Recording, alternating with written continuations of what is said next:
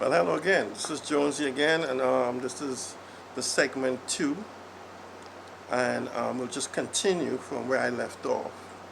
So, while I was in church for those 6 years, I relocated from Woodland Hills area in California to Oxnard, California, and I was living in a room. I bought about $6,000 in furniture, and I was going to try to get myself a one bedroom, but at the time I didn't have the occupation or the employment needed. So I got a job at the helicopter company, just fueling.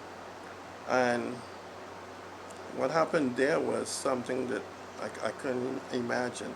While fueling, after my second day, I'm 6'2", so I can basically stand on the wing, near the wing, and just put the fuel in. Well, it regurgitated and went up into my nostrils and then into my system. That evening as I went home, my chest was on fire. And I went to the emergency room, but I was okay.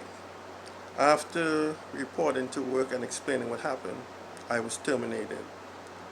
I can't believe that people can be so bad-minded and unfair. I did nothing wrong. I learned as much as I could and I did as much as I could. But for them to save themselves or their company from being sued or whatever, they fired me. But that's okay. I have no, excuse my teeth, I had 5 teeth taken out. I have no, how we say, revenge or bad feelings about the company. God handles everything. Believe me. Yes.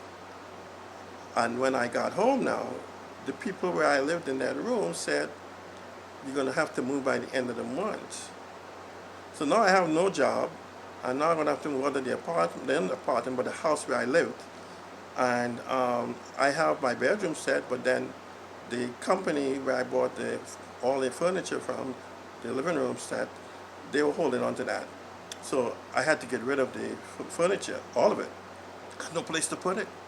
$6,000 worth. So I a good friend, very, very good friend, for many years. I knew he would like to have it, and I gave it to him.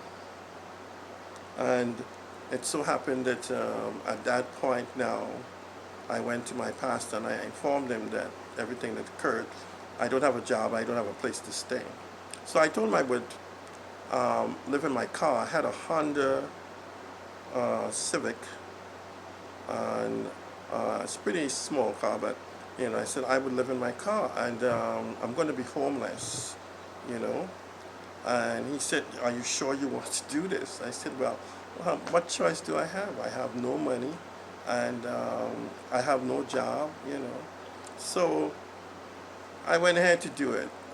I was a little bit apprehensive. I had to have faith in God, let me tell you.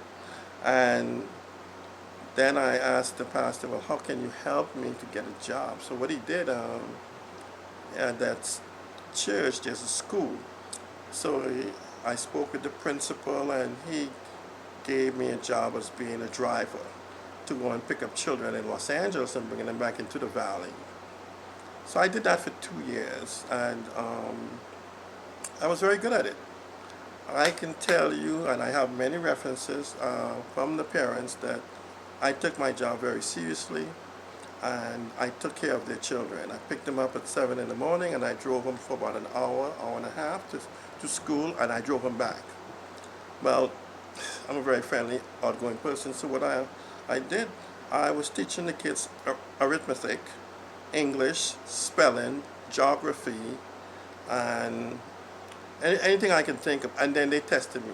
So the other thing I did was, I told my pastor, I am going back to school, to college.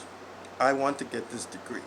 I know it's going to be difficult, but I'm going back. So I applied, and I started school. I'm going to tell you, at 58 years old, returning to school is not easy. It's not like it was in the 70s or the 80s. I'm going to school with young people who could be my grandchildren, 23, 24 years old, you know. But nonetheless, I decided to start. So I was taking classes for communication and stuff like this. And through the communication classes, I took everyone, speeches and everything, you know, debates, you name it.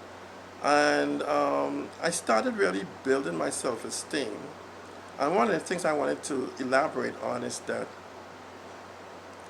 as a youngster growing up, I never thought I was good looking or I didn't have high self-esteem.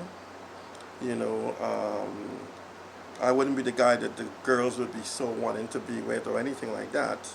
So, you know, I basically, you know, was an introvert. I did my own thing, you know, and I didn't think I was even good enough to do basic English or math.